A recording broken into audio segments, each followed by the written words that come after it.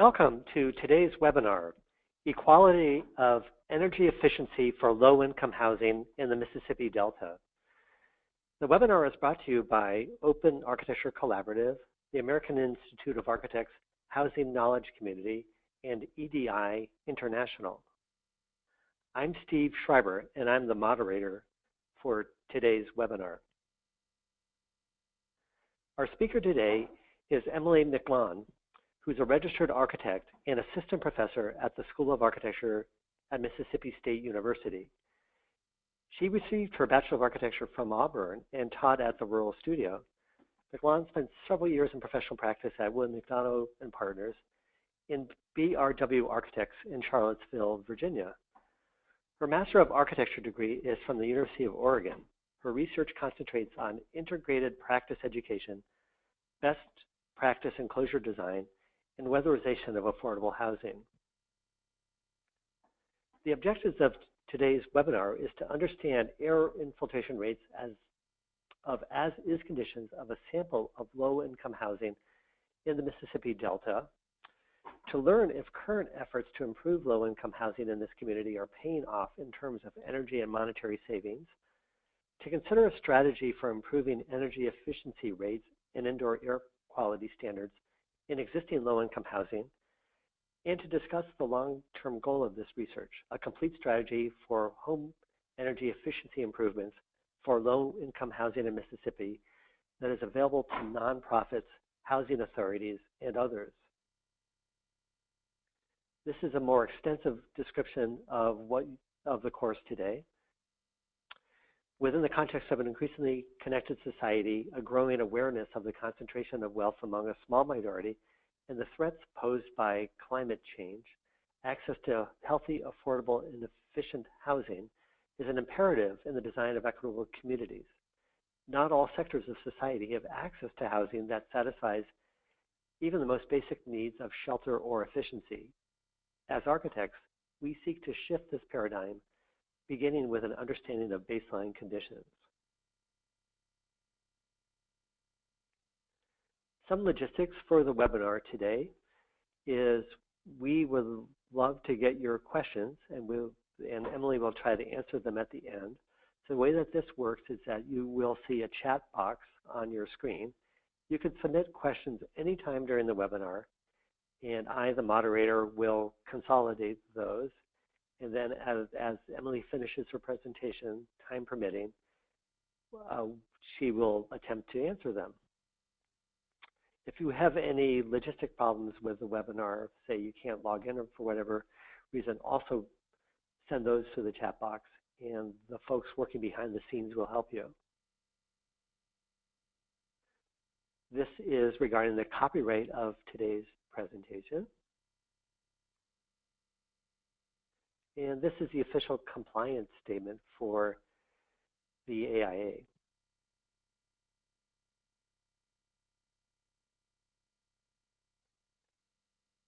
So with that, please join me in welcoming Emily. Hi, good morning or afternoon, wherever you are. Can you guys see my screen? I can. Okay, great, thank you. All right, thank you, Steve, for the introduction. I appreciate it.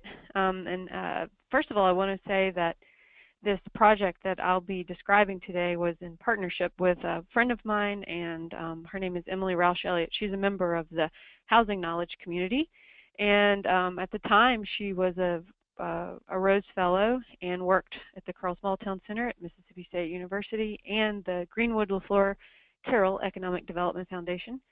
And now she's running her own practice, Delta Design Build Workshop in Greenwood, Mississippi. So thank you, Emily, for the support in this project. As Steve said, I am an Auburn grad, worked at the Rural Studio, so had a taste of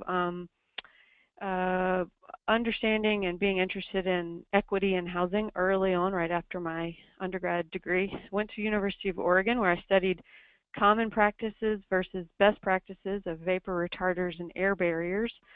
Very exciting. And I landed somewhere in the middle here at Mississippi State, and I took a chance to come home, and quite literally I am home. the picture that you see on the screen is my grandfather's old home place, which is about 25 miles south of where this project took place in Greenwood, Mississippi. So I am very much home right now. So I'll give you a little bit of an introduction about the Mississippi Delta for those of you who might be unfamiliar. So if you can see my cursor, here's Starkville right here. This is where Mississippi State University is. This project took place in Greenwood, which is just west about 90 miles. And what's significant, or what I think is interesting, is that it lies in a part of the state that we call the Delta, which is really the entire western side of the state. And you can see right here in this topography change where the hills change to the delta. And the reason for this delta is, of course, the thousands and thousands of years of the Mississippi River snaking its way across the western part of the state. This is a really beautiful image of the meander belt. So all of this meandering made this landscape very flat and good for farming. This is an image, I think this is really interesting, that topography line that I showed you. This is actually, there is a very distinct bluff, and this is the escarpment that divides the hills from the delta, which looks a lot like this. It's very agricultural, it's very flat, with small towns kind of dotted all over the place. So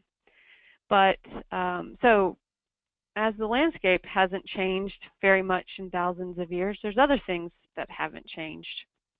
And some things are very quaint.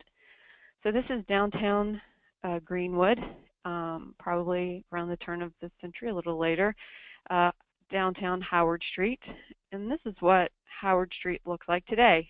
So some things don't change, and that's really a good thing. It's very quaint. But some things don't change, and my friend Emily and I think that that's not a good thing. So for instance, this image could have been taken many, many years ago, but in fact, it's a contemporary picture of a small neighborhood within Greenwood called Baptistown. And this is where Emily did the built portion of this project. It completed in 2015, and it took her about 3 years to do. Baptistown is a historical African-American neighborhood that claims many blues musicians, and most recently it was the setting for the 2011 film The Help, if you saw that.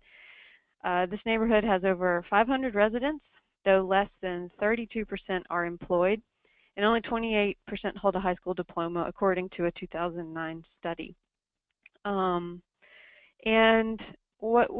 So Emily worked very hard before I became involved to install 11 new homes in Baptistown. The Mississippi Emergency Management Agency, or MEMA, donated these pre-manufactured Katrina Cottages to the Greenwood LaFleur Fuller Center for Economic Housing, and they were to be placed in Baptistown and sold to low-income families who qualified. These houses were built, of course, after Hurricane Katrina, and you can find these dotting our landscape throughout Louisiana and Mississippi. There's an abundance of them now, so sometimes they're used for low-income housing, and you can also see them as hunting camps or rental properties in college towns. But these 11 of these houses were placed into Greenwood through Emily's hard work. So we formed a partnership because Emily wanted to know how much more comfortable or energy efficient were these houses compared to the existing housing stock in Greenwood. She wanted to know what the economic and the health impacts were for her clients. And like I said, at the University of Oregon, I studied vapor retarders and air barriers, and I have a set of building diagnostic equipment. We applied for a grant and received funding from a couple sources, and it basically funded my travel to come out to set up the study and to figure out how much money essentially people were saving through these more efficient houses, what we expected. So just a little bit more about Greenwood. So first of all, in this county, 40% of the people who live there live below the U.S. poverty line, and that's about 25.5% more than the national average. And as you guys all know, no more than 30% of one's income should be spent on housing, including utilities, to be affordable. So when you look at what the average income is for a family of 4, you shouldn't really spend more than $608 for your rent and your mortgage for a 4-person family per month. However, in Baptisttown, you shouldn't, based on that percentage, you shouldn't be spending more than $229 per month on your housing, including utilities, and that's based on the average income of this particular neighborhood. So not very many dollars should go towards rent and mortgage in Baptisttown. So our question for this study was really, does housing in Greenwood satisfy the definition of efficiency and affordability? And that was really important to really understand how the new housing could improve things. But we really needed to know, first of all, the baseline of what the existing housing stock is, so we could compare it with the new efforts. So that's really what this study did. So I'm going to walk you through our study, the process of it, and tell you a little bit about it. And then I'll share with you the results. First of all, we identified a sample, 3 samples of low-income housing in and around Greenwood. And in total, that's 27 houses that we tested and 27 families that we met. Our primary tool for measuring efficiency in this project is air infiltration rates. I know that there are many other measures to determine energy efficiency, but this was the one area that we decided to concentrate on. So we identified 3 samples of housing, which I'll describe to you next, and then we met families and performed the blower door test. And then we summarized the air infiltration rates of the 3 samples to figure out essentially how many dollars a family was spending because of air infiltration. I'm sure all of you guys know what a blower door test is, but just in case there's someone out there who doesn't, it's a device that measures air infiltration through most typically the enclosure. But what's important in this study is that we measured the as-is conditions. So we wanted to know, as someone was living in it, how much air was infiltrating through all possibilities of cracks and crevices or holes. The fan that you attach into the door frame, essentially it depressurizes the house to -50 pascals, and then it measures how many, well, we used air changes per hour of a particular volume of house where it's passing through the house in any 1 hour. So of course our first sample of housing was all of the Katrina Cottages. We tested all 11 of them that had been installed. These houses were built around 2006. They're single-family homes. They're pre-manufactured, so that gives them that fact makes them a little bit stronger than a typically stick-built house because they have to travel down the road and be craned into place. So they're pretty strong and also built under controlled environment. These houses have either central air or they were heated and cooled with a ductless mini split, and they are 2x6 stick construction. They're either a fiberglass batt insulation or blown-in cellulose or insulation type. The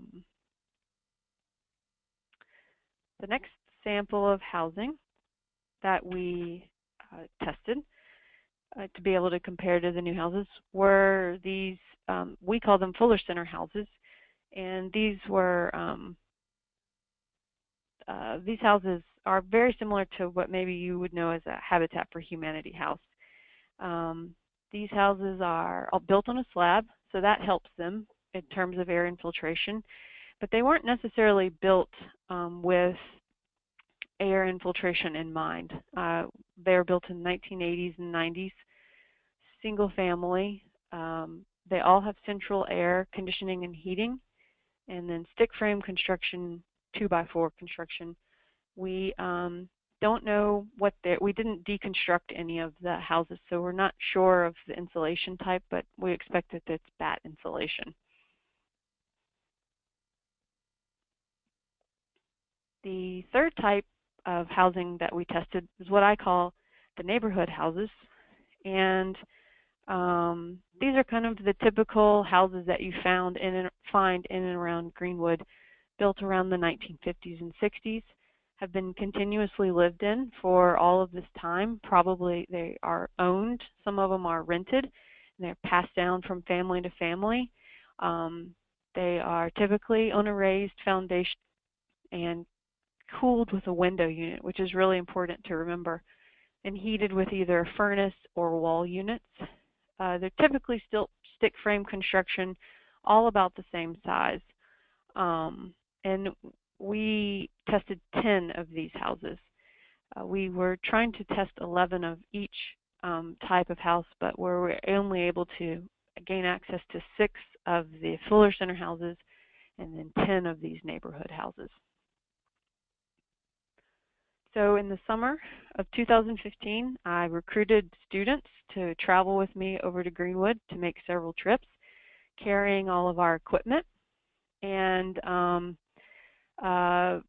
of course, July is a pretty hot month to be doing this work, and all of our homeowners were very nice to let us come and essentially heat up their house. All of the air conditioning that they had put into their house, we sucked right out of there, so I thank them for that. In the year before, I had an independent study with several students where we developed the protocol for this study, and it's pretty simple. We would, of course, Emily helped us secure, she helped us, introduced us to the families in each house. Of course, gained permission to test. We introduced the team, and while we were exchanging a gift card, we gave everyone a $25 gift card to a local store for as a thank you for letting us come in and study their house. I explained the study. I explained air infiltration rates while my students measured the house using a laser measure and did a quick floor plan sketch, so that we could calculate the square footage, then the volume of the house. My students would install the blower door frame and fan. We would make sure all the interior doors were open and all of the exterior doors and windows were closed, turn gas appliances to pilot light, and then we would record our measurements and then thank you. And then, of course, turn all the gas appliances back to off of pilot if that had happened. So let's just get down to what I think is the most interesting part of the study, the results. Here's a summary. So here are the 3 types of housing that we tested and all of their numbers. So you can see that the Katrina Cottages performed pretty well.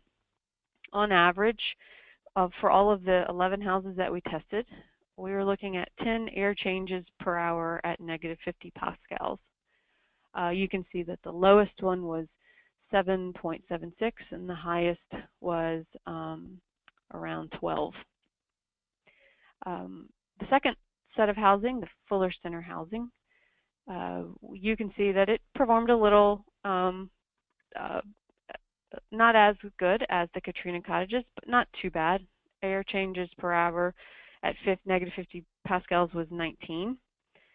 But I think the most shocking results, but also I kind of expected it, but it's also very hard to see written down, where the number of air changes per hour at 50 pascals that were happening in the neighborhood houses, which was on average 48, which is very, very high.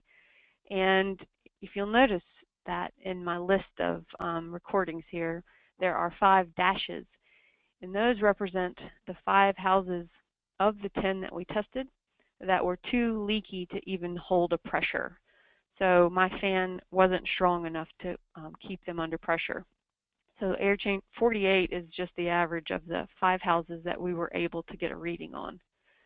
So we have a long way to go, really, I think, in helping that and helping these families, and that's what this study is about, really. I'm sure you guys all know this, but I'll just remind you to put this into context with the latest International Residential Code. Requires that an enclosure be tested, and this is just the enclosure. This is not the as-is conditions. I understand it's a little bit different.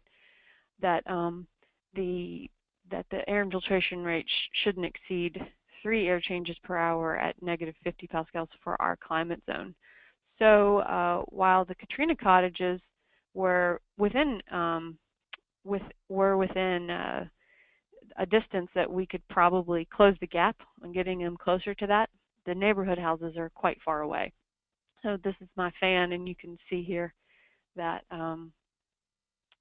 that we maxed out the fan speed 100%, and we weren't even at, you can see that we weren't holding -50 pascals, nowhere close.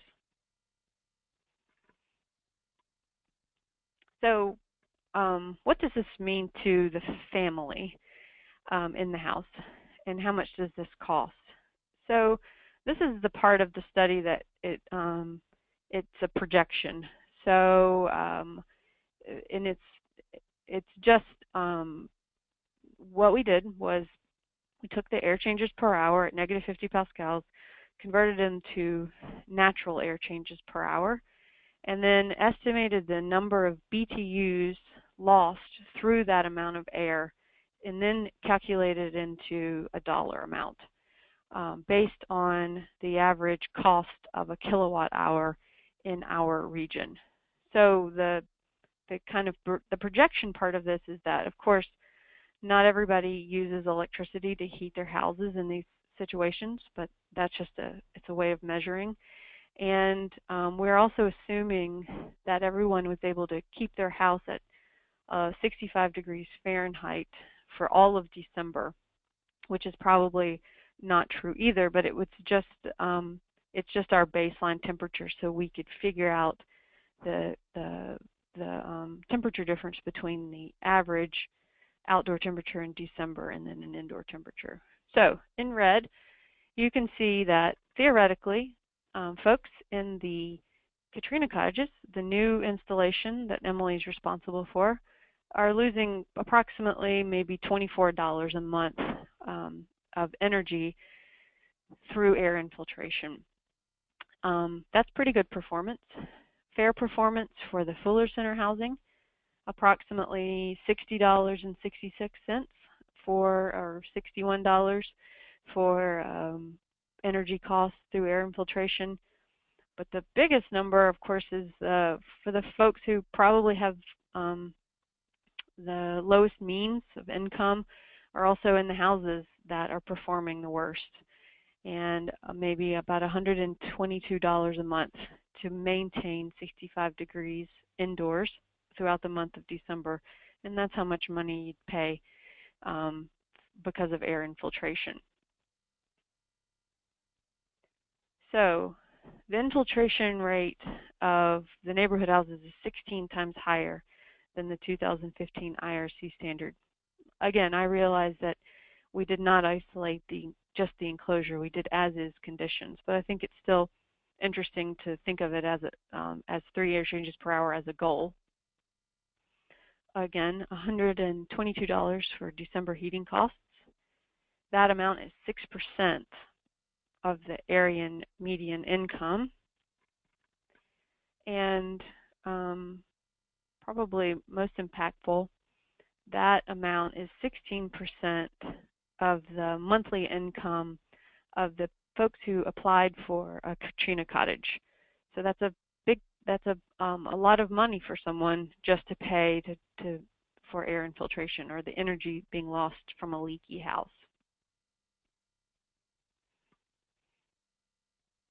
And then in terms of energy, we're looking at, over 100,000 kilowatt hours lost during December in Baptisttown.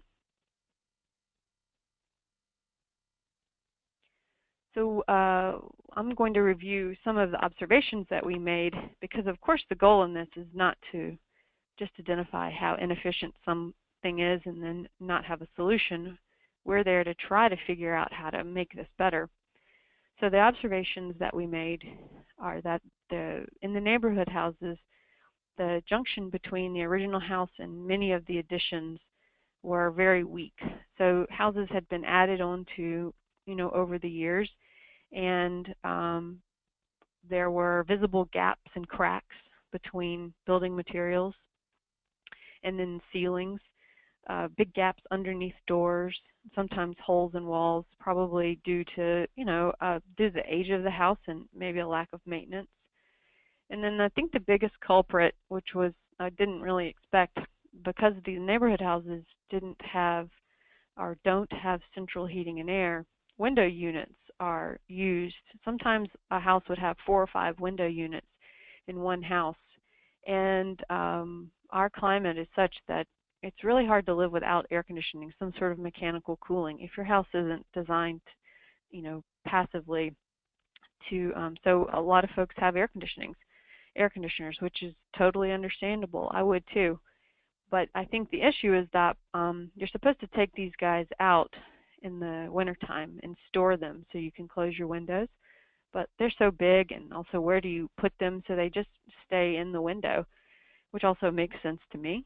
But they do serve as a big source of air infiltration all through the winter. So that's one of the big reasons for the neighborhood houses. Our grant also had enough money to provide each of the 27 residents with a weatherization kit, which we were really happy to provide. I created this brochure about air infiltration, and it also explains that sometimes the low-hanging fruit, which is really just the gaps and cracks in your walls and the door gaps and weather stripping around windows, repairing that can really make a big difference in air infiltration in a house. So we provided each homeowner with 6 tubes of caulk, a caulk gun, 3 cans of spray foam, 2 door sweeps, weather stripping for their windows, weather insulation kits, the clear plastic for their windows, and then probably most importantly, AC window unit covers, insulated unit covers with insulation that go on either side of the window unit also. And I think most importantly, we also offered 2 hours of labor to help the homeowners install this.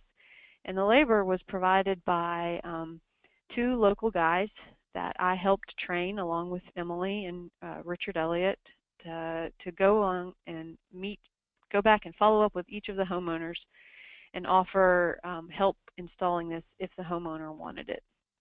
So that was that's our way of giving back and thanking in our first attempts at trying to figure out how to solve this problem of the air infiltration and the inefficiency of the existing housing in this area. So we would like to go back.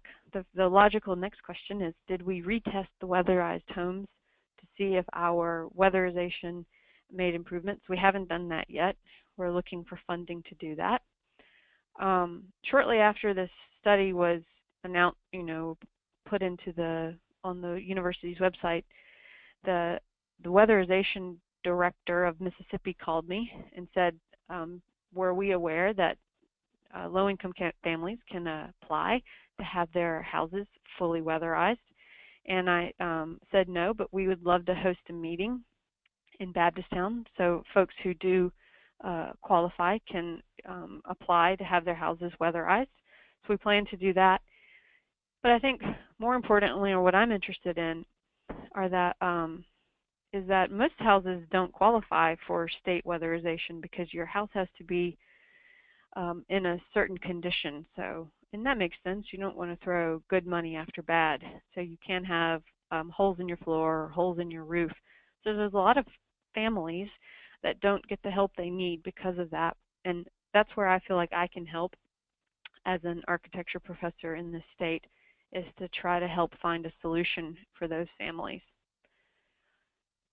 The study does continue. I'm hopefully will be working with the Greenwood LaFleur Carroll Economic Development Foundation this summer as they continue to develop their apprentice program.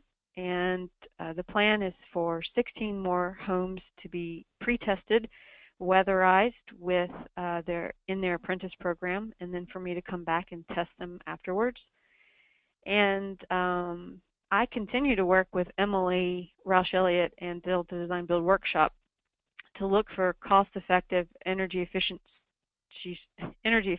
strategies for older homes in that area. And that's our ultimate goal, is to, it's not feasible, I don't think, to tear down every house that doesn't perform as we expect. And there probably needs to be some help provided to folks who, to increase their level of comfort and also to reduce the monetary burden that inefficiency places on low-income families. Of course, there's always thank yous to the homeowners, most importantly, for letting us invade their space, and then Emily Roush Elliott, the School of Architecture, and all, of course, my student workers. So, thank you.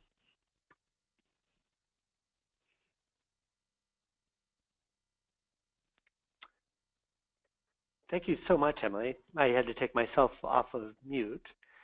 And so to everyone out there, please submit your questions via the chat box. But I will start off, and because I am, in a completely different climate, what would you suggest an approach might be for someone who, or what would you say the challenges of trying to use the lessons that you've learned in a climate, say, the Northeast? In the Northeast. Yeah. Well, I mean, I think I'm not sure you would have as many window air conditioning units as I have, so you're probably avoiding some of the issues that we have to begin with. But if you read up on all of this, and that it's really the low-hanging, for existing housing, fixing cracks and crevices is really kind of the easiest place to start. So I think the principles remain the same, for fixing existing housing to, for these issues. Excellent. But so I think one of the things that I certainly have taken away from your work is, I was really struck by the photos of the caulk. So things that are, really within reach of everyone can, can be used to make huge improvements in terms of energy efficiency.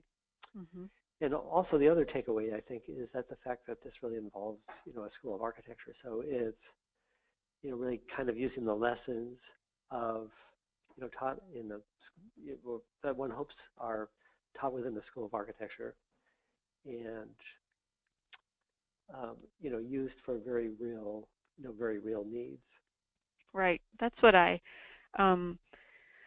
think we all know that architects all do. Learning by doing is a great way for a lesson to really sink in. So I try to get as many students as I can involved in these projects, so they not only learn about the conditions of their neighbors in their state, but also to really learn about building performance, or to begin to understand the importance of it even in new construction. Well, what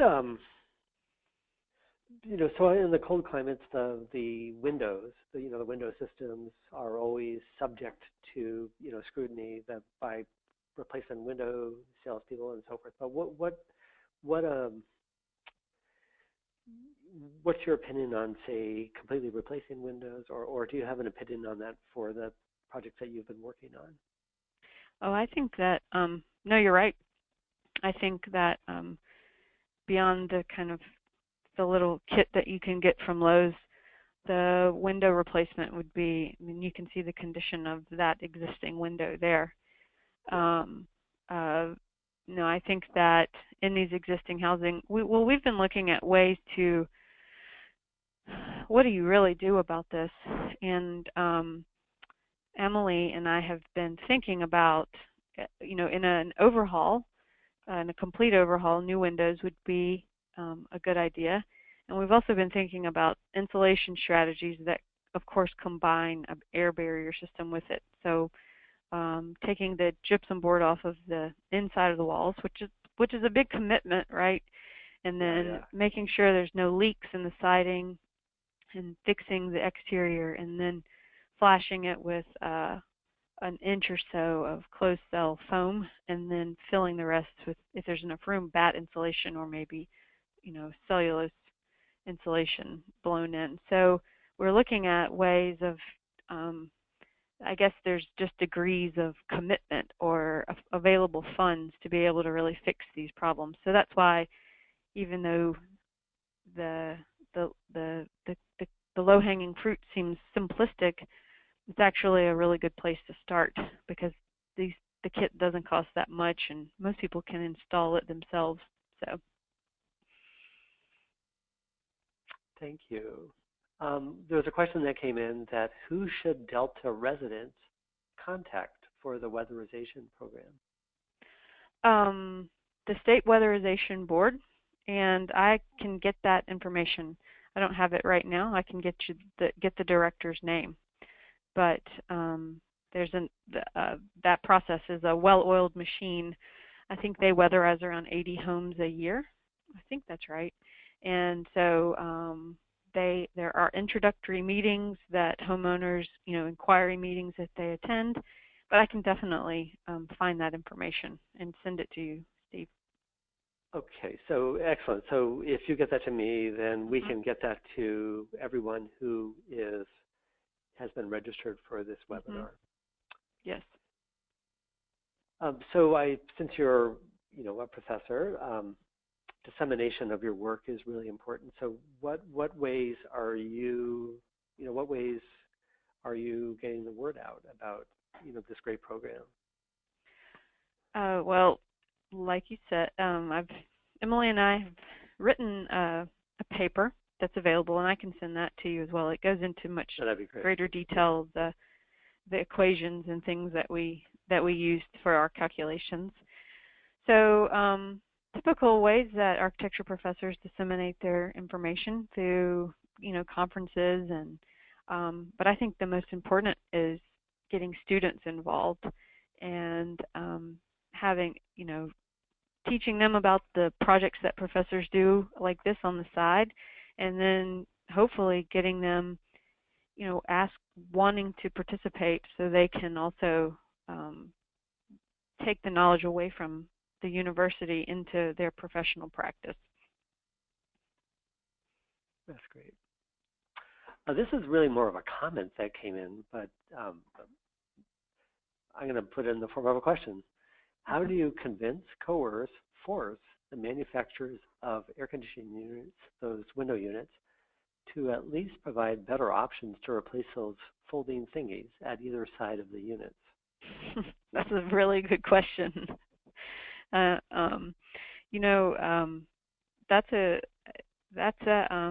might be a really good direction to fix a problem before it happens. Really, the available insulation kits, the ones that we provided to the homeowners, are really nothing more than kind of an accordion piece of foam. So it is better, but it's definitely not a solution. So I think that is a really good comment. So just my own little story. So again, I live in Massachusetts, which in an area that has actually a very low cooling load. So we decided not to put in any kind of central air conditioning, but instead got window units for the two rooms that we thought might get hot. One faces west. Actually, they both face west, and we do use them. But I basically had to retool those little accordion thingies so that it was just basically to get rid of the accordion part of it. But so that took me, quite a bit of fussing to do it. But I would think that someone that didn't have the tools to do that would, really be stumped by that. But the other thing is that we see in the, New England is a lot of people use, for the reasons I stated, window units because the fact that there's really not a long cooling period, a period where you need a lot of cooling. But then they leave the window units in, much longer than the cooling season. So then, of course, you have the opposite. I mean, you have the effect of the cold air, coming in all winter. I think that's a big issue here when we're just talking about heating loss for these homeowners. These definitely aren't taken out during the winter. And you can see they're, in this picture here, I mean, it's a problem. I think that's a piece of, there's some insulation being added there to a piece of fabric, but it's definitely an issue. Here's another question that has come in.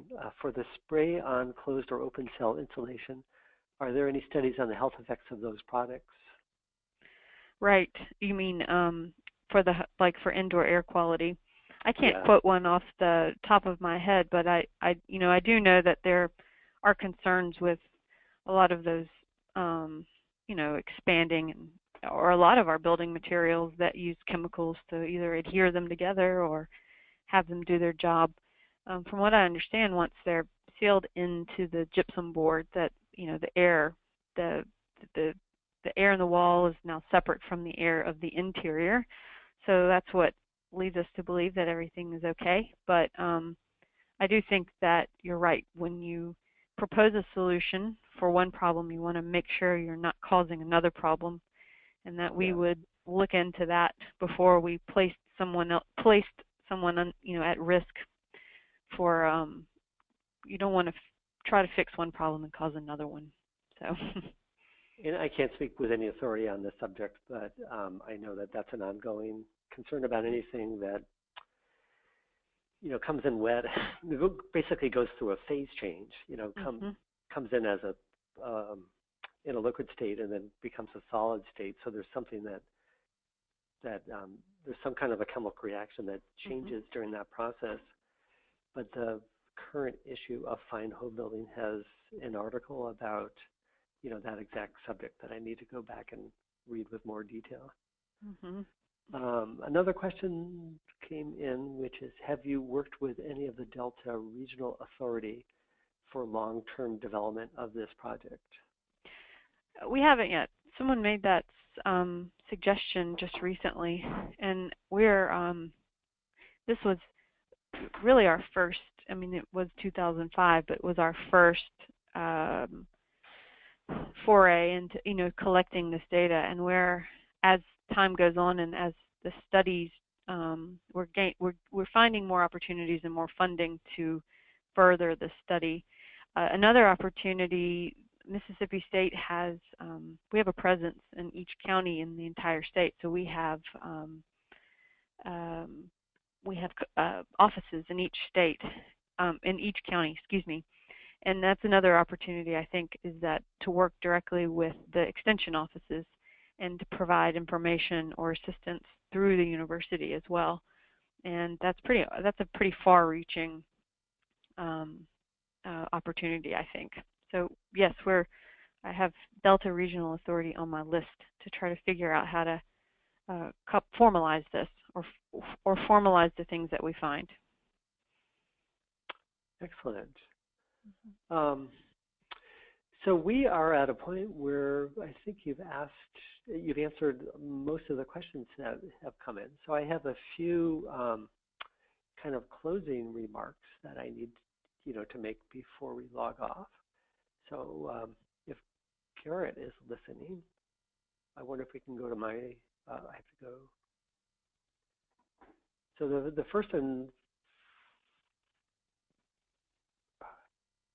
and foremost, thank you so much to Emily for this really great presentation.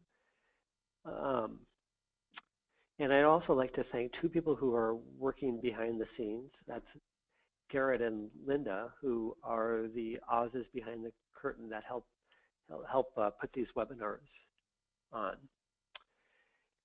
So for all of those of you that have been participants in this webinar, this will conclude this particular course. You will get a survey via the email or via the link that's right here. And if you'd like to get credit for the webinar, please be sure that you fill out that survey. It's also very important for us to improve future webinars to look at what you have to say. So we generally have these webinars, these Housing Knowledge Community webinars on the first Monday of every month at 12 noon Eastern Time, except for April. So we don't do it in April because of the AIA convention, but we'll reconvene in May. So I have learned a lot about the work in the Mississippi Delta. And again, thank you so much to Emily for the great presentation. Thank you guys for having me. Okay, take care. Bye-bye.